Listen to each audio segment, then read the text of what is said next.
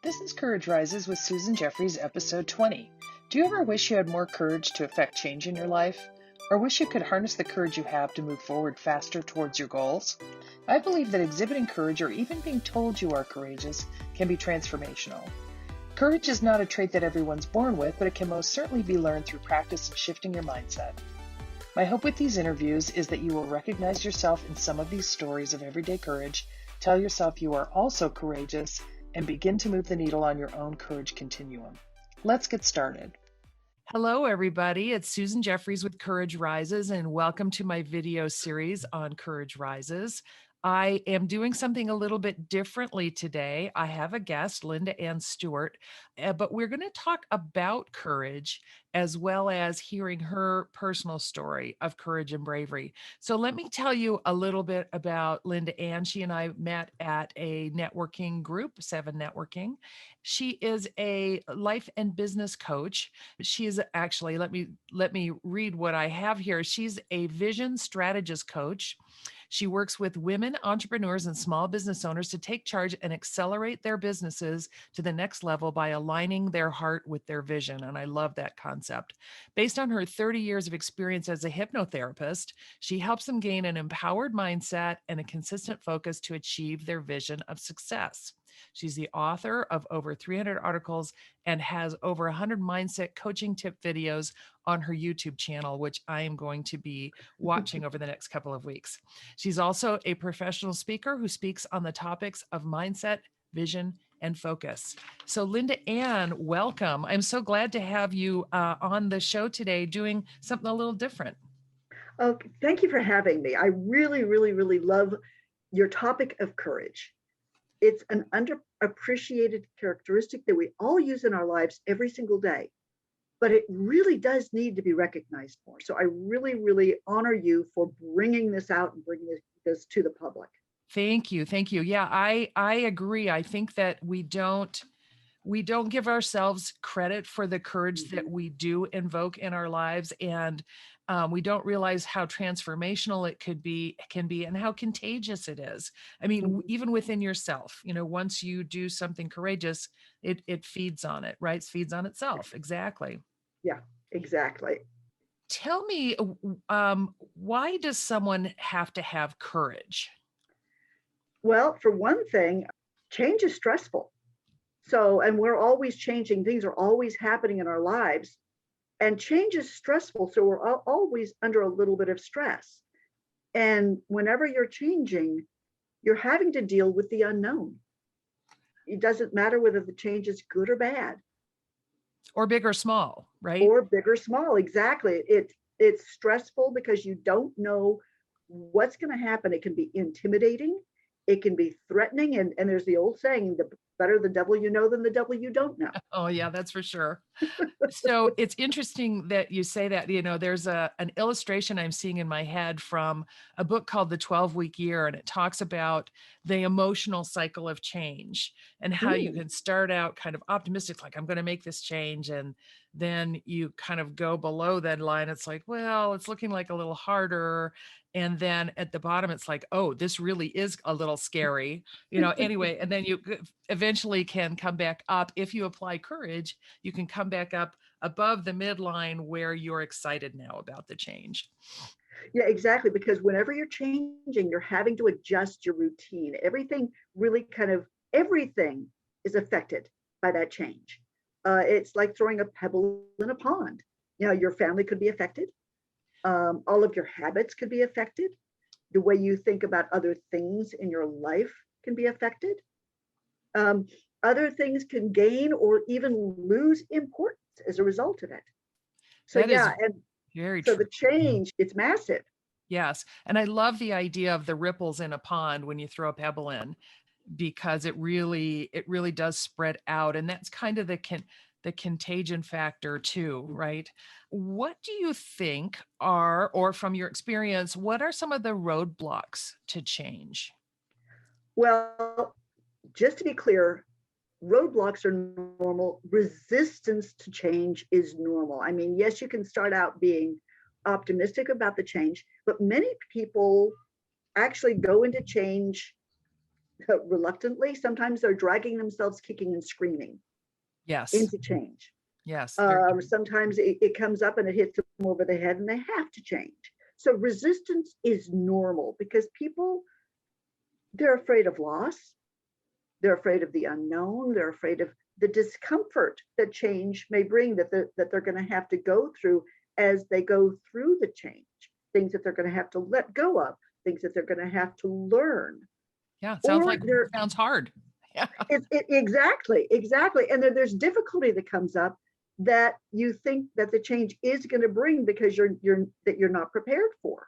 So resistance to change is normal. It's actually part of the process of change, is the resistance part. Exactly. So when you feel yourself resisting it, just realize, okay, this is normal, instead of, oh my God, why am I resisting this? It's like, no, this is a normal part of the change process. Yeah. And I like that, is just telling yourself this is normal, because sometimes we feel those feelings and we think this is abnormal because our brains really want us to stay where they are, right? I mean, they want to seek comfort and, keep to our routines and that sort of thing. But just allowing yourself to feel the feeling and don't feel like you have to really do anything about it. Just go, this is normal part. And don't shame yourself for it. Aha. Now that's really good. How do you not shame yourself for that Again, feeling? acceptance. You accept resistance is normal. It's not futile, it's just normal.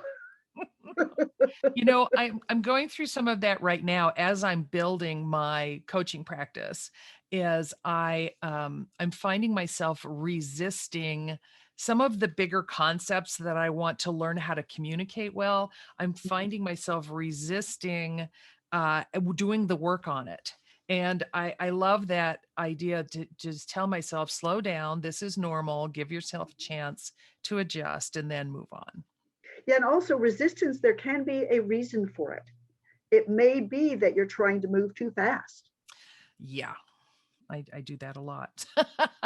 So I mean, resistance that is not bad because there is a purpose to it. You simply have to find what the purpose is. Is it that you're resisting something that's not natural for you? Are you resisting something because you're afraid of the change? Are you resisting something because you're going too fast and you need to integrate what you are learning where you are going? So resistance is a normal process of change, and it actually has a role to play in the change that you're experiencing. So tell me a little bit more about that. It has a role to play, just that it's slowing you down, or? It's slowing you down, it's giving you a message of some sort. So it's trying to give you some sort of a message. Mhm. It's letting you know that maybe you're afraid of where you're going, that you're afraid of what's coming up, what might happen, that it's bringing up maybe resistance because of things that happened in childhood, that you're Mm. afraid you're going to be redoing those patterns or those patterns are going to unfold again. So it has a role to play as a messenger. Very good. I like that. A messenger. What can push us out of our comfort zone? How do we develop the courage to move past?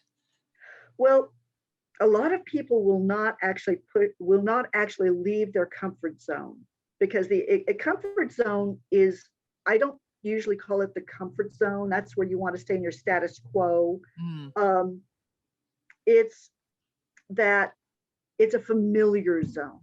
It's okay. what you are familiar with. For instance, I've had clients come to me in a great deal of pain, whether mental or physical, really struggling.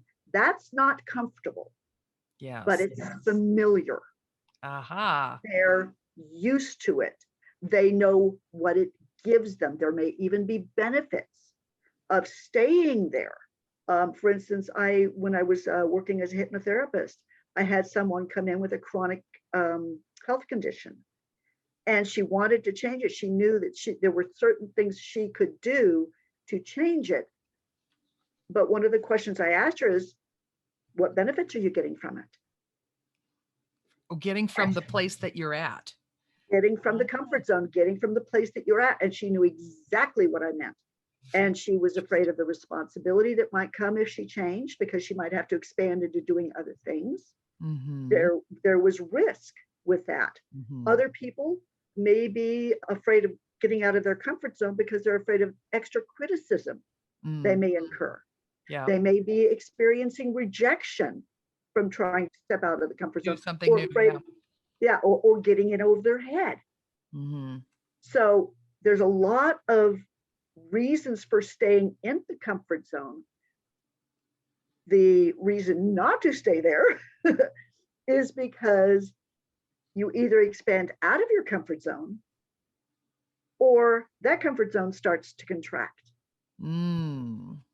It's just like a muscle. If you don't stress it to strengthen it, exercise it to strengthen it, it atrophies and it weakens. Therefore, your comfort zone gets smaller and smaller and smaller and smaller. And then it takes more courage to move out of it. It takes more to expand it again to a point where it was before. Exactly.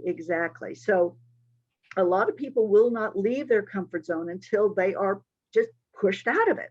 Like, for instance, in my hypnotherapy practice, I also did facilitated smoking cessation classes for the county health department. And I did that for almost 8 years. And I worked with smokers in my practice as well as in these classes. And, people would want to quit smoking. Yes. I was one of those.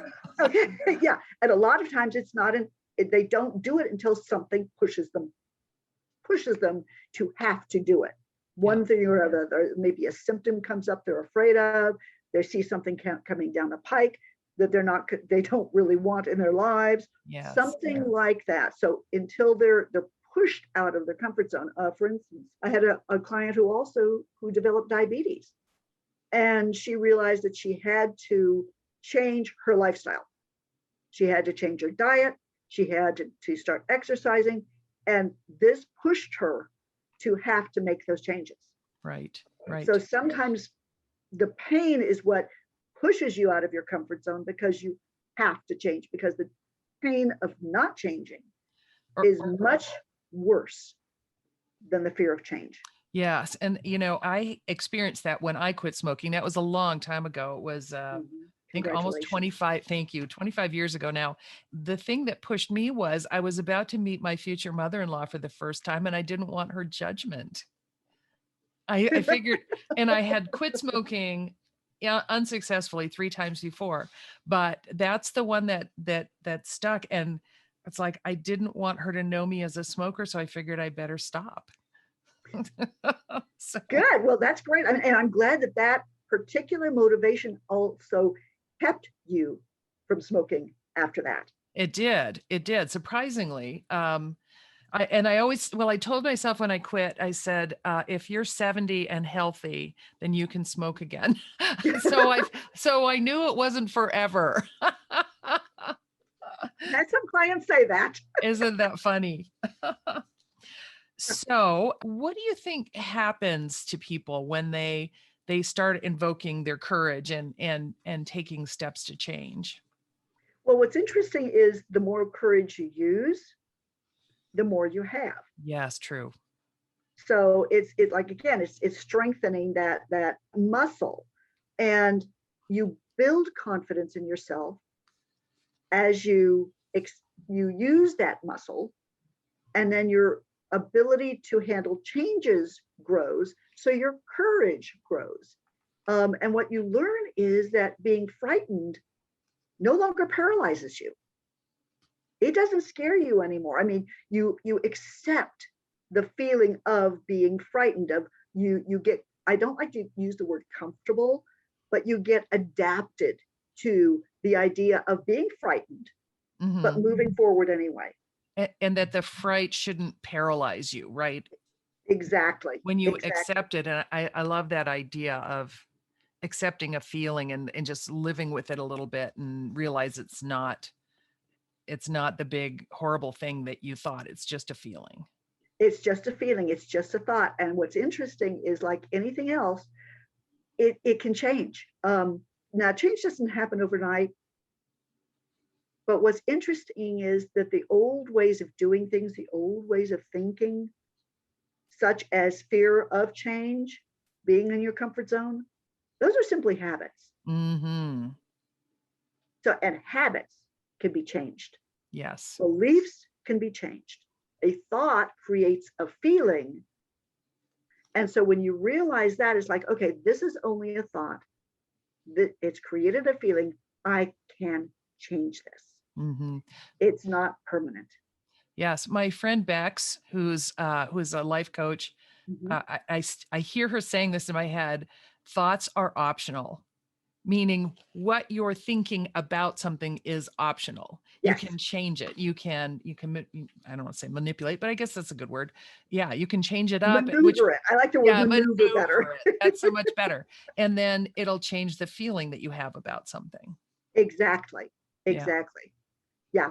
And so the more courage you have, the more successful you're going to be, because all of a sudden you're taking steps that would used to have paralyzed you, scared you, you would have avoided. But now you're getting used to the idea of, okay, yes, I'm going to be frightened to take the next step, but I can do it. Yes. And the more steps we take, some of them are not going to be successful. They're not, no, they're not going to bring us the results that we expected. Let's put it that way. Yeah. Because just taking the step means that you were successful. Yeah, I agree. I talk, I have this concept of the courage continuum, and I talk about moving the needle on the courage continuum. You get to decide where you are and where you want to go. And every step, whether it gets you the results you want or not, is still moving the needle on the continuum. So, I mean, it sounds like the same concept that you're talking about. Exactly. And so the more you're able to face the things that you fear and being able to overcome that and keep going, the more you're going to be able to get more of the results that you're seeking. So can you give us any like really particular tips about making change in a certain area? Absolutely. And this actually will work in any area, whether it's personal, professional, habit, whatever. And the first one is start small. Beautiful. Start small. Do something teeny weeny. I mean, with my smokers, I would have them just start becoming aware of it. I would have them go not smoking in the same place, going outside to smoke. So breaking some of those habits, those connections, those associations. So starting small, because what it does is you start small, then you move to the next step, and it builds momentum. And you can push yourself in small ways. If you're having trouble changing in any way, moving out of your comfort zone in any way, you can do something really small, like drive a new way to the grocery store. Yeah, sure. Why not? It breaks that pattern. Right. And that's not scary, but it breaks the pattern. It starts breaking the patterns. Like, okay, I can do this. What other things can I do? And then you can do one small thing each day that scares or intimidates you. And again, it doesn't matter if you succeed at it, if you get the results you wanted from it. Right. You succeed because you were willing to do it. And to practice it. Practice it. Yeah, yes. Exactly. Just keep practicing doing one small thing a day that's a little bit intimidating. Yeah. And what that does is it kind of builds up that muscle, that courage muscle, and starts getting you out of your comfort zone, making small changes in your way. And if you keep practicing, you'll have some success, right? And that will make you feel good about the efforts you're making. It builds up the confidence. Yes, exactly. It builds up the confidence so that the more, and again, it starts building up the momentum. So, okay, learning that you can deal with challenges that you might have thought you were not able to deal with. I have an incident from when I was quitting smoking. One of the things that I went to an American Cancer Society class, and one of the things, one of which you probably, like you taught, and one of the things that they had me do was write down when I smoked.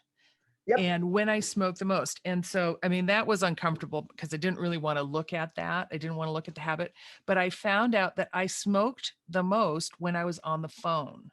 And, Yeah. I was on the phone a whole lot more 25 years ago than I am today because we do this or something else. But the instructor said, just one of those times that you're on, just one time you're on the phone during the day, don't have a cigarette. Put your cigarettes in a drawer. Don't Mhm. have the cigarette when you're on the phone. And it gave me the confidence to try it more often. Mhm. And I eventually got to like every other call I wouldn't smoke. It took a long time for it to be comfortable Yeah. to be on the phone but not smoke, but those small steps that I made really did give me more confidence to say, yeah, I think I can do it.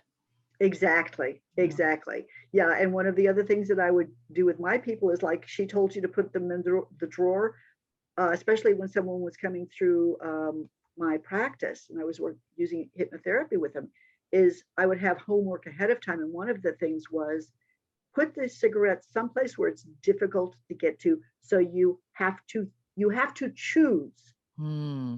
to smoke one. So again, you're doing is you're creating those little mindfulness ideas. You're getting things out of the automatic habit. You're being more mindful about it, and you can do the same thing to start exercising your courage and being able to make the changes, any change that you might want in your life. Is Sure. becoming more mindful about what am I doing and what do I want to be doing differently. So what kind of, so I'm thinking of making it difficult to change, then I'm thinking about other changes. Like people might want to make a change they might want to be able to share more with their spouse, for instance. A Mm-hmm. lot of people live in their heads and they don't get it out because they're fear of being judged or not loved as much or something. When I think about, I mean, you can't really put those thoughts in a like a locked box or anything like that. How do you encourage steps along something like that? It would actually depend on the couple Hmm. and where their level of communication is. Right. And so sometimes I might recommend writing a letter. Oh, sure. Sometimes I might recommend just dropping like a thought and then walking away. Oh, wow. So make it again very, very small things. What you're Yes. doing is you're trying to reduce the anxiety level, the intimidation level, Hmm. so that you can actually do it and making it less threatening for the other person as well. So you, in that case, you drop a small thought and you walk Mhm. away, which means they don't have to be dealing with you at the same time that they hear it, and you don't have to be dealing with the reaction at the same time. Exactly, exactly. Ah, So those would be a couple of ways that you could do that. So essentially finding a way to do it so it's not as scary for you and it's not going to be as threatening for the other person. yeah.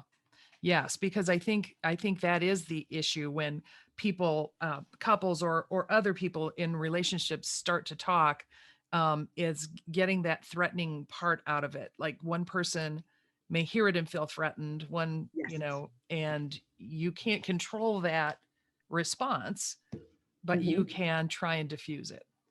Exactly. Yeah. Exactly. And there's a whole communication style of what is it called? Nonviolent communication, I think it's called, which is not so much you make me feel, but I feel this when you do that. Oh, yeah, sure. Of So course. there's a whole style of communication stuff. But when you're just trying to start out with, you know, creating some communication, then there again, figuring out what can you do that's going to make you be as successful as possible with it. Yes, sure. Yes, that's a great way to look at it. It may not go the way you want, but how can you be as successful as possible? Right. And just get that door open just a crack. Sure. Because you never know where it'll lead. Yeah, Yeah, exactly. for sure. Exactly. Oh, what other tips and suggestions do you have for us? Well, we talked about the comfort zone. And one thing that a lot of people think is they always have to be expanding it. But change actually isn't a straight line. Right. It's two steps forward and one back. So what you're doing is you're stepping out of your comfort zone and stepping back into it. Hmm.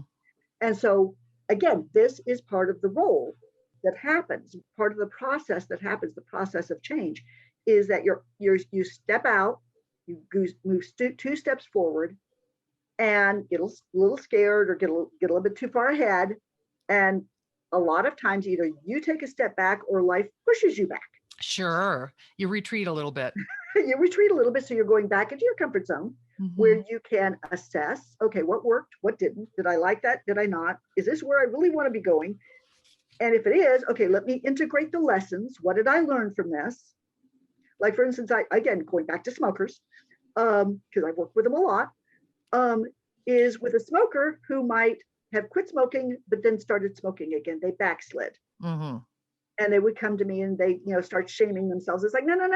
This was good. What did you learn from that? Oh, excellent. Sure.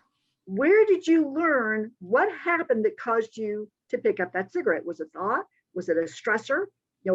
Was it an association where you were around other smokers? What caused you to smoke again? What can you learn from that? And how can you deal with it the next time? What strategy can you create for the next time? Yes, very good. You probably saw me frantically writing on my little piece of paper here. So I'm fleshing out the courage continuum, and I kind of see it as like an arc, but it really is kind of back and forth. And I'm seeing in my head a different picture of it now, and I'm getting some ideas for working on it. So I really appreciate that. I remember you're saying that reminded me that when I was younger, before we had cruise control, yes, we had a car that had what they called a speed minder in it. Okay. And it had a little, you put it where you wanted your maximum speed to be. And if you went over that, it would buzz. Sure. And so when we would be on cross country trips, it got to be very normal to hear going, oh. That's funny. And so I thought about that as you're talking about your continuum, because you're going, okay, back. Yes. Expand it a little bit, back. Sorry. Write that down. I'm going to look into those now. Thanks, Linda Ann. Well, there's one more thing I wanted to cover. And, we talked about resistance being normal. Right. There's something else that is also very normal when you are changing. And one of the things that a lot of people may not realize is going to happen, they may not realize it consciously, but they realize it unconsciously. And there's going to be a mourning period over what you're leaving behind, even if it's something you want to leave behind. Sure. It's something that you're used to, that is familiar with, that has been in your life a long time. Even if you're really, really glad to have it gone, there's going to be a mourning period, and all of the stages of grief are going to be there. Wow. There's going to be the denial, the anger, the bargaining, the depression, and then eventually the acceptance of it. And maybe not in that order. Sequence. That order. Thank you. Yeah. Exactly. So, and that's powerful.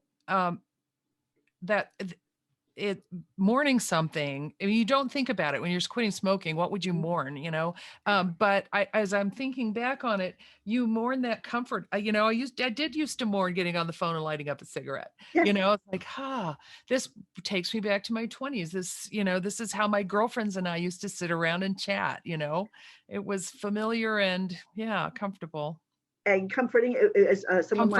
Yes. Some of my clients would say, it's my best friend.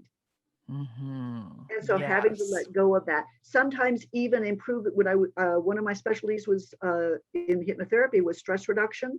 Another one was improving self-esteem and self-confidence. Yeah. There's even a mourning of letting go of that, because again, of having decreased stress, because you're used to more stress. Your body was living on it. Yeah. Exactly. So understanding and recognizing that the mourning is going to be there. So that's just a part of the process of change. Yep. And it's okay to give it space. Just feel like you're in mourning, like, shoot, I'm going to miss that. and having the courage to accept those feelings as they come up. Don't shame them. Don't try to push them away. Just realizing, okay, and they're temporary. Yeah, and they're temporary, and that's good. Yeah, that's good to know. Yeah, Yeah. I think that's very powerful. I'm going to think on that one too. Anything else that you want to share before we talk about your personal story? Okay, well, one more thing is when you are working to get to expand your courage and change, and you're kind of afraid of the next step or something, shift your perspective about it. So how do you do that? What do you mean? Give me an example. You would find an overwhelming motivation. Okay. Here's an old story. There's two women who've always wanted to go to Paris, and they're flying on the same plane. And one of them is absolutely terrified. Yes. She doesn't know the language. She doesn't know what she's going to be doing there. She doesn't know how she's going to be getting around. She's absolutely terrified. The other woman has wanted this so badly for her entire life. She's looked forward to it so much. So is the other woman.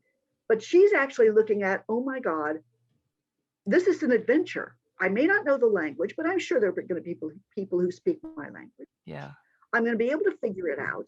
So what this is reframing it, because the same feelings that you might feel when you are afraid, Yeah. other people actually perceive as being excitement. Yes. Very true. So being able to reframe that feeling to something else, to something that's a motivation for you. So I just read something like that I'm reading the book High Performance Habits by Brennan Burchard, and he talks about generating energy and how he was talking to an elite athlete and who was like a track star, and he's going out and he's getting his feet in the blocks and that sort of thing. And when he gets out there, Brendan asked him, does your preparation and your confidence take away all the fear? And he said, absolutely not. But when I get out there, I turn that feeling, which some see as anxiety, I turn it into excitement. And I tell myself, I'm excited to get going. I'm excited to let my body do what it's trained for and that sort of thing. So I think that's a way of reframing the same feeling. You can call it something else. Exactly. I love that. And again, the also when you are afraid of moving forward, it's like, okay, what can I do that instead of trying to avoid, let's say, the pain of fear, the pain of not feeling capable, how can you reframe that so that you're going towards something that you really, really want? Yeah, it's like I'm excited about learning something new, or any other way so that you're not afraid of it. You're excited, you're motivated, you're energetic. Yeah. Exactly. I love that. Exactly. I feel like this has been Linda Ann coaches Susan today. I love it. Super. So do you want to tell us about your personal story of courage? Okay. As a young child, I was in the hospital a lot. I had several chronic health conditions, which fortunately I grew out of, and they expected it, but they were trying to figure out what was going on. So I was being in the hospital a lot for either treatment of them or testing to figure out what was happening. And the hospital is not exactly a warm and cuddly place for children. No. It's not a warm and cuddly place for anybody, but especially for children. And your parent cannot be there 24/7. And there's a lot of bad things going on around you. So you either mature fast because you're surrounded by pain and struggle. Yes. Or you develop a deep-seated anxiety. And quite frankly, I developed both. Yep.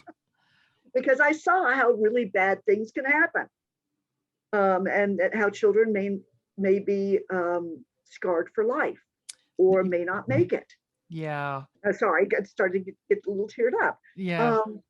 But in addition to that, I saw children who were really, really scared. And I remember one time when I was very young, I was probably 2 years old, if that.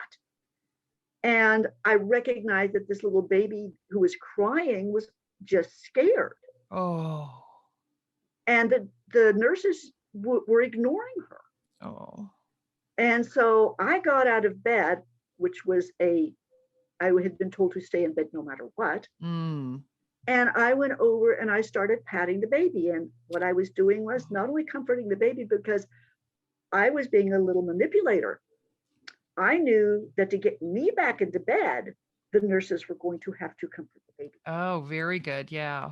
Yeah. So as a result of being in the hospital so much, seeing so much suffering, not only did I have an anxiety that has, I've dealt with over my life about, I know that bad things can happen. Yes.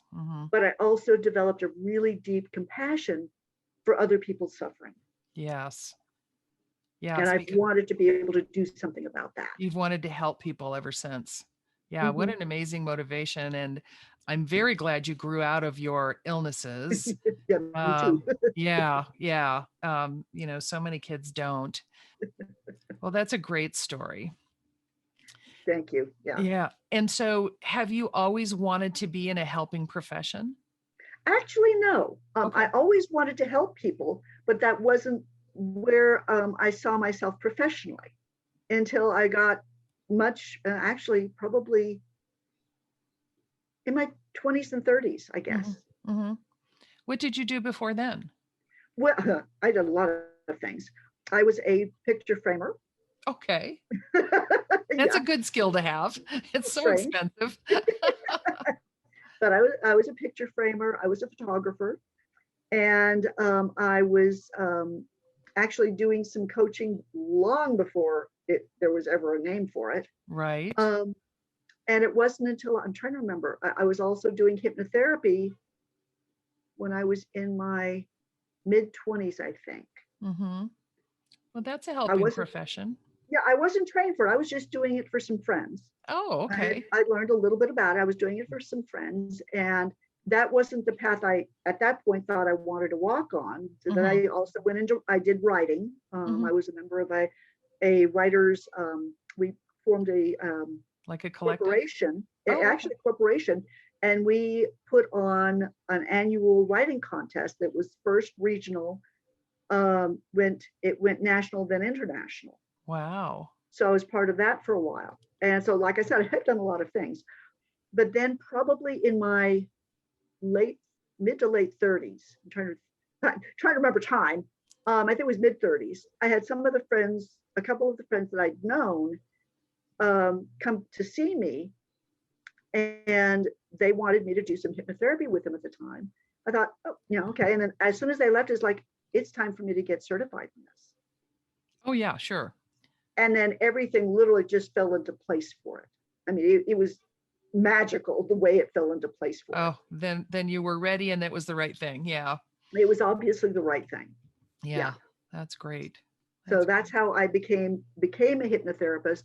And along with the hypnotherapy, I learned, again, this was before coaching yes, a profession, a real profession. Yes. I learned that coaching my clients, as well as the hypnosis, made them much more successful.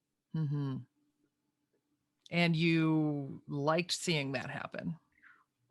When they were successful and they left, I did a happy dance in my office. Oh, that's awesome. Because I know it's not me that's doing it. I am simply the facilitator. They are the ones that are doing the work. Yes. I am simply giving them some tools, helping them stay focused. Yes. Yes. And then they're doing the work. But like I said, I would do it a happy dance whenever they were successful. Yes. I mean, it's because coaching is like teaching, and when the light bulb goes on, and I remember when the light bulb went on for me, my life changed. I'm like, oh boy, that's not what I should be doing. This is what I should be doing. Yeah. And I'm looking forward to seeing that light bulb going on in other people's, in other people's eyes. So.